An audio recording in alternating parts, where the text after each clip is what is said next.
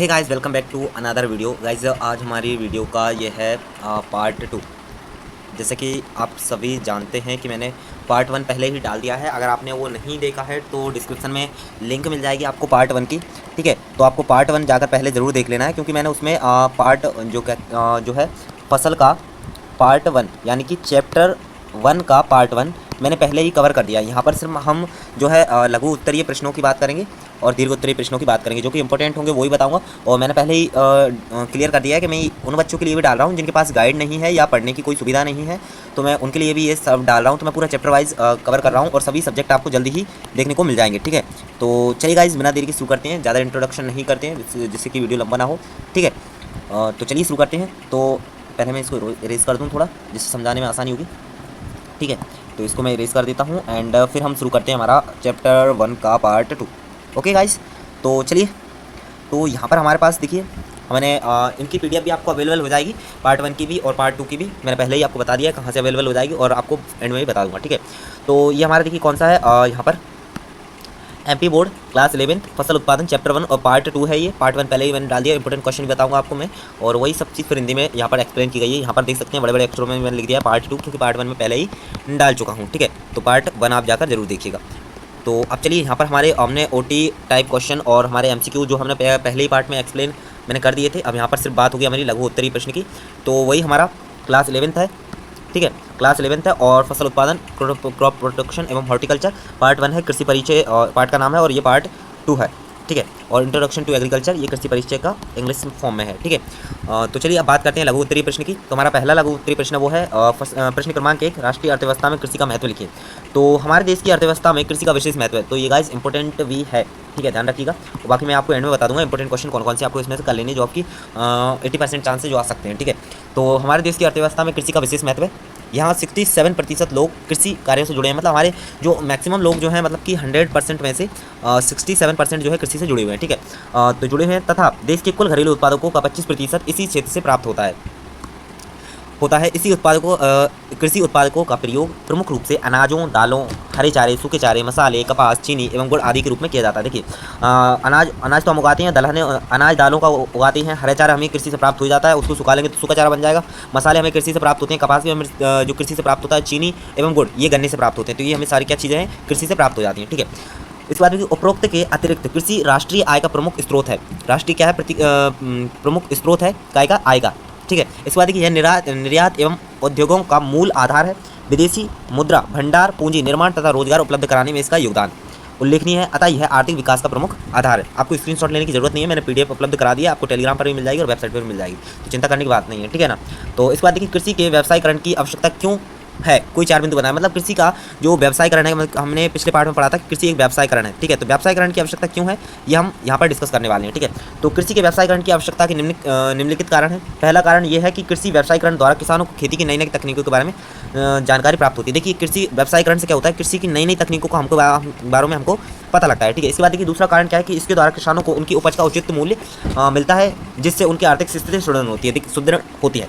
देखिए, हम क्या कहते हैं, व्यवसाय करेंगे। ठीक है, कृषि का व्यवसाय करेंगे तो इससे क्या होगा कि हम उनको फसलों को बेचेंगे भी।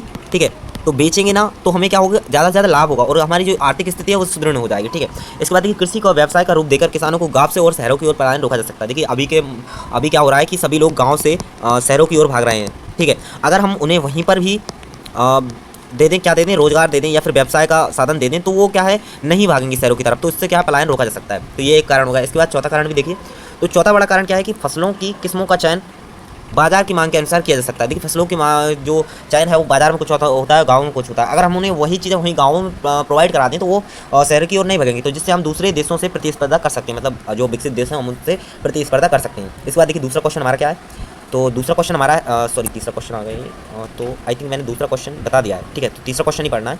ठीक है, तो तीसरा क्वेश्चन हमारा क्या है, भूमंडलीकरण के दौर में भारतीय कृषि में बदलाव के लिए क्या क्या उपाय करने चाहिए। ठीक है, इसके बाद देखिए, अथवा में इसका एक और क्वेश्चन बनता है कि भारतीय कृषि के उत्पादों का निर्यात बढ़ाने हेतु आवश्यक उपाय लिखना है। ठीक है, तो इसके देखिए उत्तर देखते हैं। तो भूमंडलीकरण के दौर में भारतीय कृषि में बदलाव के लिए प्रमुख उपाय निम्नलिखित है। नंबर पहला क्या उपाय है कि कृषि उत्पादों की गुणवत्ता को बढ़ाना। तो ये मेन कारण होगा, क्योंकि कृषि उत्पादों की गुणवत्ता है उसको हम और सुधार कर सकते हैं। ठीक है, इसके बाद सेकंड कारण हमारा क्या होगा कि उत्पादन लागत को कम करके बिक्री मूल्य को कम करना। देखिए, अगर हम लागत को कम कर देंगे तो बिक्री मूल्य अपने आप कम हो जाएगा, क्योंकि जब लागत ही कम है तो बिक्री करने में क्या कम करने में क्या बुराई है। तो इससे क्या होगा, हर इंसान को अनाज प्रोवाइड हो सकेगा। ठीक है, इसके बाद देखिए रासायनिक शहर से कृषि उत्पादकों का मुक्त होना तथा कार्बनिक खेती को बढ़ावा देना। तो रासायनिक शहर से मतलब जो जहर, आई थिंक इसकी जगह जहर हो सकता है, कंफर्म नहीं है, ठीक है, मिसप्रिंट हो गया ये। तो रासायनिक जहर से क्या है, कृषि हम रासायनिक से कृषि क्या को बहुत प्रभाव डालती है, तो उससे हम क्या है मुक्त होंगे, और कार्बनिक खेती जो बिना केमिकल वाली खेती होती है उसका हम बढ़ावा देंगे। ठीक है, इसके बाद देखिए चौथा पॉइंट हमारा क्या है, कृषि उत्पादों का पोषक तत्वों की मात्रा स्वच्छता एवं शुद्धता की कसौटी पर खरा उतरना। तो मतलब स्वच्छता और जो शुद्धता हो गई और मात्रा हो गई, तो उसकी जो क्या शुद्धता का मतलब कि बिना केमिकल फ्री। ठीक है, तो ये चीज़ें हो जाएंगी। इसके बाद देखिए हमारा 5वां पॉइंट थोड़ा इरेज कर लेता हूँ मैं, जिससे कि हमें दिखाई दे जाए कि भैया कुछ लिखा भी है, क्या लिखा है। ठीक है ना, तो थोड़ा इरेज कर लेते हैं, वीडियो लंबा हो जाता है यार। हाँ, ठीक है ना, तो चलिए 5वां पॉइंट देखते हैं। तो 5वां पॉइंट हमारा क्या है, कृषि के विपणन सूचना प्रणाली को मजबूत करके उसे और अधिक पारदर्शी बनाना। मतलब विपणन प्रणाली की सूचना को हम क्या है मजबूत कर लेंगे। ठीक है, उससे क्या होगा कि हमारा जो है अधिक पारदर्शी बनाना हो जाएगा, मतलब पारदर्शी, ट्रांसपेरेंट जिसे कहते हैं, ट्रांसपेरेंट, तो वो हमारा सिस्टम हो जाएगा। ठीक है ना, तो इसके बाद देखिए चौथा क्वेश्चन देखते हैं। तो चौथा क्वेश्चन हमारा क्या है कि सार्वजनिक एवं निजी क्षेत्र की विकास में भूमिका के कोई 4 कारण बताइए। देखिए सार्वजनिक एवं निजी क्षेत्र की कृषि विकास में, जो सार्वजनिक सभी जगह की कृषि और जो निजी कृषि है उसके विकास में कोई 4 कारण हमको बताना है। चलिए इनके कारणों के ऊपर डिस्कस करते हैं। तो हमारा सबसे पहला जो कारण है वो है खाद्यान्न गुणवत्ता के मानक तय करना। मतलब खाद्यान्न गुणवत्ता के मानक तय करना, जो एक पॉइंट हो जाएगा हमारा। इसके बाद देखिए उत्पादकों तथा कृषि व्यापार के बीच संबंध स्थापित करना। मतलब जो उत्पादन करते हैं और जो क्या है कृषि व्यापार, मतलब जो कृषि के व्यापारी हैं, ठीक है, व्यापारी हैं जो अनाज खरीदते हैं, उनके बीच संबंध स्थापित करना। इसके बाद देखिए ग्रामीण क्षेत्रों में बुनियादी ढांचा स्थापित करना। मतलब ग्रामीण क्षेत्र में एक बुनियादी रूप से वो करना कि भैया आपको यही करना है, और मतलब इसे करने में कोई वो बड़ी बात नहीं, मतलब इसमें करने में कोई छोटा या बड़ा नहीं होता। ठीक है ना, तो वो एक चीज़ हो जाएगी। इसके बाद देखिए चौथा देखिए कृषि क्षेत्र में निवेश हेतु वातावरण तैयार करना। मतलब ऐसा वातावरण तैयार करना है जो कि ये वातावरण है, इसमें हमें निवेश करने के लिए ऐसा वातावरण, इसके आसपास ऐसा वातावरण तैयार करना होगा। मतलब लोग इसमें निवेश करें कि हाँ नहीं ये करना सही है, तो इसमें क्या होगा, निवेश करेंगे तो इसकी संख्या ज़्यादा बढ़ेगी। ठीक है ना, तो ये एक कारण हो जाएगा। तो ये हमारे 4 कारण हो गए। इसके बाद देखिए हमारा नेक्स्ट क्वेश्चन आता है। तो नेक्स्ट क्वेश्चन हम देखते हैं।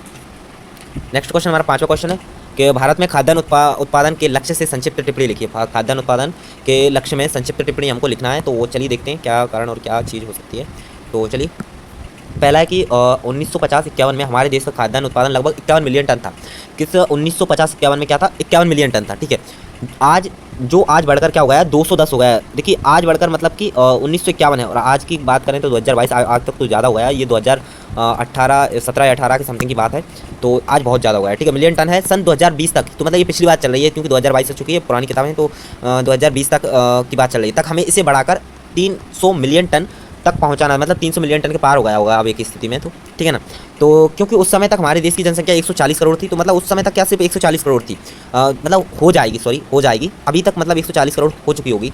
तो वो फास्ट की बात चल रही है। ठीक है ना, और इतनी बड़ी जनसंख्या के लिए यदि हम 300 मिलियन टन खाद्यान्न का उत्पादन नहीं कर पाए तो देश की बहुत बड़ी आबादी भुखमरी शिकार हो जाएगी। मतलब अगर हमने 300 मिलियन टन अनाज नहीं उगाया तो हमारी जो 140 करोड़ आबादी का जो बहुत बड़ा हिस्सा है, मान के चलें 20% या 30% हिस्सा है, जो भुखमरी से मर जाएगा। एक एवरेज वैल्यू बता रहा हूँ कि 20% या 30% भूख से मर जाएगा। तो इसलिए हमें क्या 300 मिलियन टन उगाना ही पड़ेगा। उसके लिए हमें करना होगा, क्या करना होगा, उसके लिए हमें खेती को और बढ़ावा देना होगा। राइट, अब चलिए इसके बाद नेक्स्ट क्वेश्चन देखते हैं। तो नेक्स्ट क्वेश्चन हमारा क्या है कि भारत में खाद्यान्न उत्पादन की भविष्य में क्या संभावना है। मतलब कि अभी जो हमारा खाद्यान्न उत्पादन उस समय की बात चल रही है, खाद्यान्न उत्पादन है, ठीक है, और भविष्य मतलब आने वाली जो अभी टाइम चल रहा है और आने वाले वर्षों में भविष्य क्या हो सकता है इसका भविष्य, तो उसके बारे में हमें चर्चा करनी है। तो चलिए उसका क्या चर्चा करेंगे हम। देखिए तो पहला हमारा देखिए क्या है कि देश विदेश में हो रहे नए अनुसंधान तथा सरकार द्वारा किसानों को मिल रही ऋण सुविधाओं द्वारा किसान उत्तम किस्म के बीज और वैज्ञानिक विधि द्वारा खेती कर रहे हैं। मतलब आज के समय में क्या हुआ है कि हम बैंक से लोन ले रहे हैं और खेती में अच्छा निवेश कर रहे हैं। ठीक है, अच्छा निवेश कर रहे हैं ना, तो उससे क्या हो रहा है, खेती और सुदृढ़ होती जा रही है और उसमें सुधार आता जा रहा है। तो जिससे क्या हो रहा है कि हमारे मतलब जो मजबूत हो रहे हैं जो साधन, वो और मजबूत होते जा रहे हैं, और वैज्ञानिक विधि का जो उपयोग करके किसान और अच्छा इंप्रूवमेंट कर रहा है अपनी खेती में। ठीक है, तो ये एक भविष्य के लिए हो गया। इसके बाद देखिए आज आर्थिक सुधार एवं विश्वव्यापीकरण के परिणाम स्वरूप हमारा खाद्यान्न उत्पादन एक महत्वपूर्ण दौर से गुजर रहा है। संसार एवं सूचना तकनीकी से किसानों की नई सुविधाएं एवं आधुनिक जानकारी प्राप्त हो रही है और वह इनका प्रयोग अपनी फसल के उत्पादन में बढ़ाने में कर रहा है। यदि किसी प्रकार से जागरूक रहे किसी प्रकार से जागरूक रहे तो निश्चित ही खाद्यान्न उत्पादन में हमारे देश का भविष्य उज्जवल होगा। मतलब कि हम तकनीकी नई नई तकनीकें अपना, मतलब एक बात यह है कि भविष्य से कहा जा रहा है कि आपको भविष्य में खेती को बढ़ावा देना है। अब ये नहीं कि हम अनपढ़ गवार होकर भविष्य खेती करने लगे। तो हमारी जो वैज्ञानिक विधि है, टेक्निक है, हम नई नई विधियों निकाल सकते हैं, तो वो वहाँ पर ये बात की जा रही है, तो उसका भविष्य बताया जा रहा है। ठीक है, इसके बाद देखिए दीर्घोत्तरीय प्रश्न आ जाते हैं हमारे। तो दीर्घोत्तरीय प्रश्न क्या हो जाते हैं कि हमें मतलब लघुत्तरीय प्रश्न तो थोड़े बड़े आ जाते हैं, मतलब 4 या 5 नंबर के। ठीक है, अभी तो ब्लूप्रिंट चेंज हो गया, तो उस हिसाब से आपको पढ़ना है, उस हिसाब से आपको वर्ड लिखना है। ठीक है ना। अब यहाँ पर देखिए आधुनिक कृषि विकास पर लेख लिखना है, मतलब आधुनिक कृषि विकास में क्या लेख लिखना है हमको, क्या क्या चीज़ें हुई हैं। तो देखिए हमारे देश में आधुनिक कृषि विकास को निम्नलिखित चरणों में बांटा गया है। हमारे कृषि विकास कितने 4 चरणों में बांटा गया है, तो 4 ही चरणों के हम यहाँ पर बात करेंगे और उनके बारे में थोड़ा और डीपली डिस्कस करने की कोशिश करेंगे। ठीक है ना। तो पहला चरण हमारा क्या है कि इसकी समयावधि क्या थी, तो इसकी समयावधि थी 1950 से 1968 तक है। इसे पूर्व हरित युग भी कहा जाता है। तो यहाँ पर एक क्वेश्चन भी बन जाएगा कि पूर्व हरित युग किसे कहा जाता है, तो वहाँ पर क्या हो जाएगा, प्रथम चरण को कहा गया है। ठीक है, कहा जाता है। इसके बाद देखिए इस समय के उत्पादन में वृद्धि का कोई लक्ष्य नहीं था, मतलब इस समय के उत्पादन में कोई वृद्धि का लक्ष्य नहीं था कि हमें वृद्धि करना है, जितना गुजारा हो जाए उतना काफ़ी है। ठीक है ना। तो इस समय का प्रमुख उद्देश्य आर्थिक समगतिशीलता था।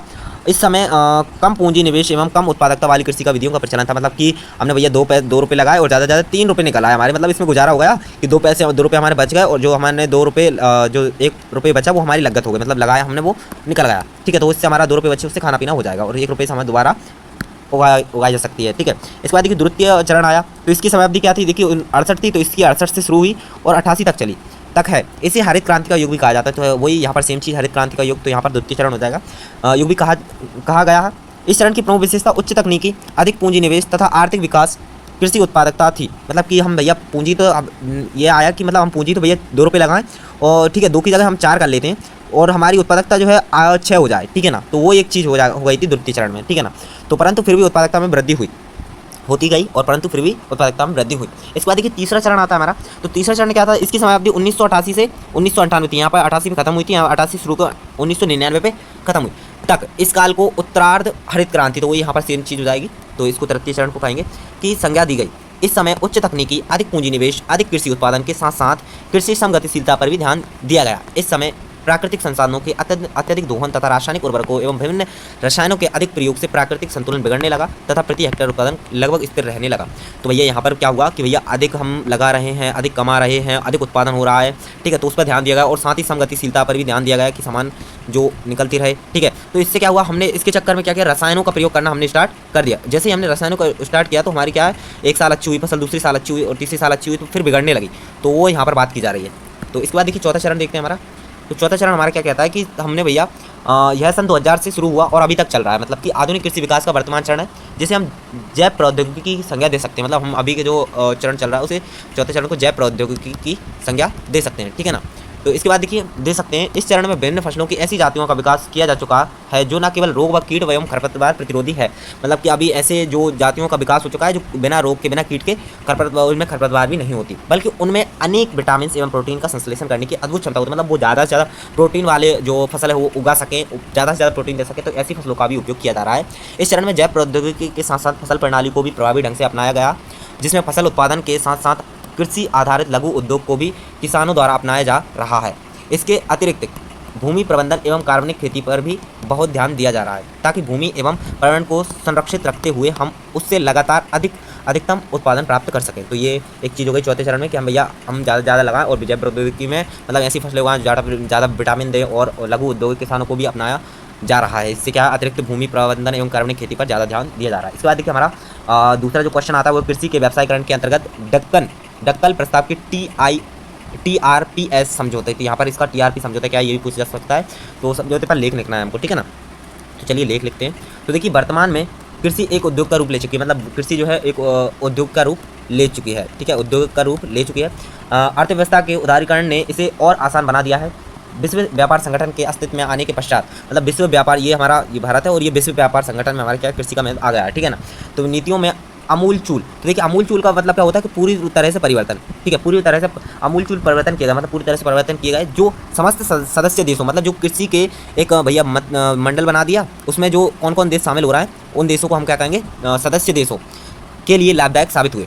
लेकिन इनका लाभ विकसित देशों को अधिक हुआ। अभी तो भारत, उस टाइम पे भारत विकसित नहीं था कह सकते हैं। ठीक है, तो इसका ज़्यादा लाभ किसे हुआ है, इसका हमें मंडल बनाने का, तो जो विकसित देश हैं जैसे अमेरिका, इंग्लैंड, तो ये उनका लाभ ज़्यादा, उन्हें ज़्यादा लाभ हुआ। ठीक है, तो अधिक हुआ। कृषि के व्यवसायीकरण के अंतर्गत 1991 के डंकन प्रस्ताव TRPS समझौते ने, अब TRP समझौता क्या था वो देखिए, तो एक गंभीर बहस को जन्म दिया, क्योंकि इस समझौते के अनुसार इनके सदस्य देश, मतलब जो मंडल के सदस्य देश हैं, इसके नियमानुसार ही निवेश तकनीकी की सब्सिडी तथा पेटेंट अधिक नीतियों का निर्धारण करेंगे। मतलब इनके कुछ नियम लागू कर दिएगा, भैया इनका सदस्य हो तो तुम्हें ये करना ही पड़ेगा। ठीक है, तो क्या करना पड़ेगा वो आगे देखते हैं। इसका सर्वाधिक लाभ विकसित राष्ट्रों को पहुंचा जिनके पास तकनीकी एवं धन तो था लेकिन प्राकृतिक संसाधनों की कमी थी। मतलब उनके पास धन तो था और जो क्या कहते हैं, और सर्वाधिक लाभ विकसित पहुंचा था इनके पास तकनीक भी थी और धन भी था, मतलब कैसे उगाना है और कितना पैसा लगाना है और उनमें क्या क्या पैसा लगाना है, तो वो उनके पास था। लेकिन कमी क्या थी वो चलिए आगे देखते हैं। तो यहाँ पर इरेज कर लें थोड़ा समझाने के लिए। तो धन लेकिन प्राकृतिक संसाधनों की कमी थी। इस समझौते से भारतीय कृषि को गहरा आघात पहुंचा। क्यों पहुंचा? देखिए हम एक तो लिमिटेड खेती कर रहे थे कि हमें भैया हमारा पालन हो जाए, पोषण हो जाए, उतना काफ़ी है। ठीक है, तो प्राकृतिक संसाधनों की कमी थी और इसके बाद तहत जो क्या आघात पहुंचा। इस समझौते के तहत निर्यात पर अधिक बल दिया गया। मतलब इस समझौते में क्या था कि भैया आप ज़्यादा से ज़्यादा निर्यात करोगे, ठीक है ना, निर्यात करोगे, उस पर ज़्यादा बल दिया गया पर जिसके परिणाम स्वरूप क्या हुआ, जिसके परिणाम स्वरूप खाद्यान्न की अपेक्षा नकदी फसलें अधिक उगाई जाने लगी। मतलब खाद्यान्न की खाने के लिए जो फसलें कम उगाने लगी और जो नकदी फसलें वो ज़्यादा उगाने लगी। ठीक है ना, तो जो नकदी फसलें उगाने से क्या हुआ कि अधिक उगाई जाने लगी, इसलिए देश की खाद्य आपूर्ति प्रणाली प्रभावित होने लगी तथा देश की बड़ी आबादी के लिए भोजन की पर्याप्त उपलब्धता में कमी आई। भैया नकदी फसलें उगाई इनने, खाने के लिए नहीं लगाई तो उनमें कमी आ गई, तो इस तरह से क्या हुआ, इनमें थोड़ी कमी आई। ठीक है ना, तो चलिए आगे देखते हैं। कीमत नहीं मिल पाती थी, चलिए थोड़ा, हाँ, तो वैसे भी कृषि उत्पादों को निर्यात हमारे लिए अत्यंत मुश्किल था। क्यों मुश्किल था? देखिए तो उसमें हमें क्या, विकसित देश थे, ठीक है, विकसित देश थे, तो वहाँ के जो किसान हैं उनके लिए वो ज़्यादा सब्सिडी देंगे, क्योंकि हम भी चाहते हैं कि हमारा देश का भला हो। अगर दूसरे देश हमें दे रहा है, ज़बरदस्ती दे रहा है, तो हम उसे कम रेट में ही लेंगे। ठीक है ना, तो वो यहाँ पे बात की गई, तो अत्यंत मुश्किल था। यदि हम अंतर्राष्ट्रीय निर्यातकों में प्रवेश करते भी हैं तो उत्पादों की अंतर्राष्ट्रीय कीमतें बहुत कम हो जाएंगी। जैसे कि मैंने बताया, वो कीमतें कम कीमतों पे लेंगे, क्योंकि विकसित देश अपने किसानों को अधिक सब्सिडी देंगे, मतलब ज़्यादा लाभ देंगे, जिससे उनका अंतर्राष्ट्रीय मूल्य कम हो जाता है तथा अपने उत्पादकों की उचित कीमत नहीं मिल पाती है। ठीक है, व्यापार संगठन समझौते के अंतर्गत एक शर्त यह भी है कि इसके सदस्य के कुल कृषि उत्पादन का एक निश्चित हिस्सा खाद्यान्न को मिलाकर आयात करना होगा। देखिए नकदी फसलों के साथ खाद्यान्न फसलों को भी निर्यात करना होगा और ये कंपलसरी है भैया, कि मतलब करना ही होगा। तुम्हारे पास कंडीशन कोई भी हो और जितना करना है उतना करना ही होगा। क्यों? कंडीशन कोई भी हो, तुम्हारी फसल उगे नहीं उगे तो वो मतलब नहीं है। ठीक है, तो उस टाइम पे क्या था कि भैया खाने के लिए गुजारा करते थे, तो उससे एक प्रॉब्लम आई। ठीक है, आयात करना होगा। हमारे देश काफ़ी समय बाद खाद्यान्नों में आत्मनिर्भर हुआ, मतलब खाने की जो फसलें उनमें आत्मनिर्भर हुआ। ऐसी स्थिति में यह अनिवार्य आयात न केवल हमारी अर्थव्यवस्था को प्रभावित करेगा बल्कि फिर से हमें आयात निर्भर बना देगा, मतलब हमें दूसरों से लेना पड़ेगा, तो ऐसा बना देगा। ठीक है, इस समझौते का प्रमुख लाभ यह है कि पौधे की किसी नस्ल को तैयार करने वाले वैज्ञानिकों को से प्राप्त होने वाले लाभ का कुछ हिस्सा दिया जाएगा। मतलब कि जो वैज्ञानिक हैं वो पौधे तैयार करेंगे, ठीक है, उन पौधों से जो फसल उत्पन्न होगी, जिससे अच्छी फसल उत्पन्न होगी, तो उसका कुछ हिस्सा किसको देना पड़ेगा? वैज्ञानिकों को देना पड़ेगा। ठीक है, दिया जाएगा। इससे क्षेत्र में नवीन अनुसंधानों का प्रोत्साहन मिलेगा। कृषि का वैश्वीकरण तथा नीतियों का उधार बनाने से विश्व बैंक तथा अन्य वित्तीय संस्थाएं हमें आसान शर्तों पर धन प्रदान करेंगी, जो कि हमारी अर्थव्यवस्था को सुदृढ़ करने में सहायता हो सकती है। विभिन्न उत्पादों की कीमतों में कमी का लाभ हमारे उपभोक्ताओं को मिलेगा, परिणाम स्वरूप उनकी क्रय शक्ति बढ़ेगी। ठीक है ना, तो ये एक चीज़ हो गई।